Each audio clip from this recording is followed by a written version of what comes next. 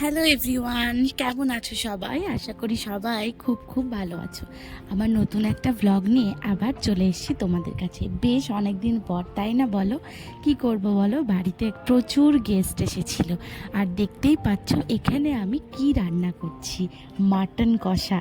কার কার ভালো লাগে বলো তো? আমার মা বলছে যেরকম সুন্দর রং হয়েছিল সেরকম সুন্দর খেতেও হয়েছিল, মানে রূপে গুণে দুটোতেই সুন্দর ছিল মাটনটা।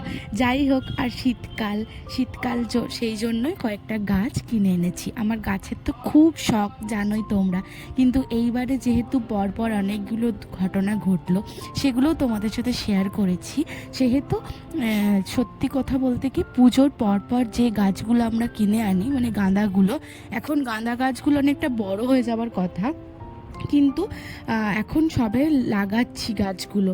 তো কি আর করব, যাই হোক, তো যাচ্ছিলাম হচ্ছে মাকে নিয়ে ডক্টরের কাছে চেক আপে পরের দিনকে সকালবেলায়। তো সেখান থেকেই ফিরে আবার এই গাছগুলোকে লাগিয়ে ফেললাম। কীরকম লাগছে বলো তো? খুব সুন্দর লাগছে। অনেক দিন পর আমার বাড়িটা আবার গাছে পরিপূর্ণ হয়ে গেছে। তার কারণ আমরাও ছিলাম না, কয়েকটা গাছ মারাও গেছে, আর কিছু কিছু গাছ শুকিয়েও গেছে, ভালো ফলও দেয় না, ফুলও দেয় না। কি করা হবে বলো? ওদেরকে যত্ন না করলে ওরা কি করে ভালো থাকবে?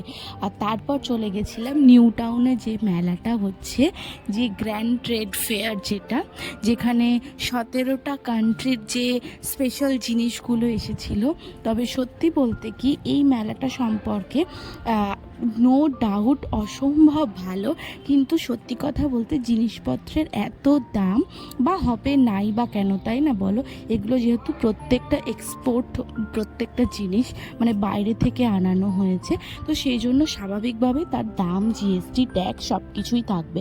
কিন্তু জিনিসগুলো ছিল অসাধারণ, দেখে চোখ মন জুড়িয়ে যাওয়ার মতন একটা সুন্দর ফেয়ার।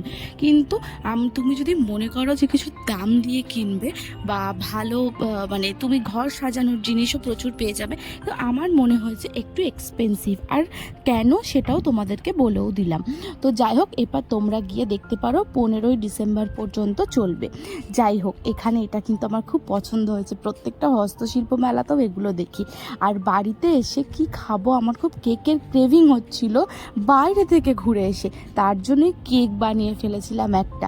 এই রেসিপিটা তোমরা যদি মানে জানতে চাও, আমি তোমাদেরকে বলে দেব, পুরো ভিডিওটা আমি দিয়ে দেব। তো কি অপূর্ব হয়েছিল টেস্টটা, কি বলবো। তোমরা যদি জানতে চাও তোমাদেরকে দিয়ে দেব আমি। ততক্ষণ ভালো থেকো, সুস্থ থেকো, ভিডিওতে কমেন্ট করো, শেয়ার করো, কেমন লাগছে জানিও। আর কি কি ভিডিও দেখতে চাও, কি ধরনের ভিডিও দেখতে চাও, সেগুলোও আমাকে কিন্তু জানতে ভুলো না। Till then, by.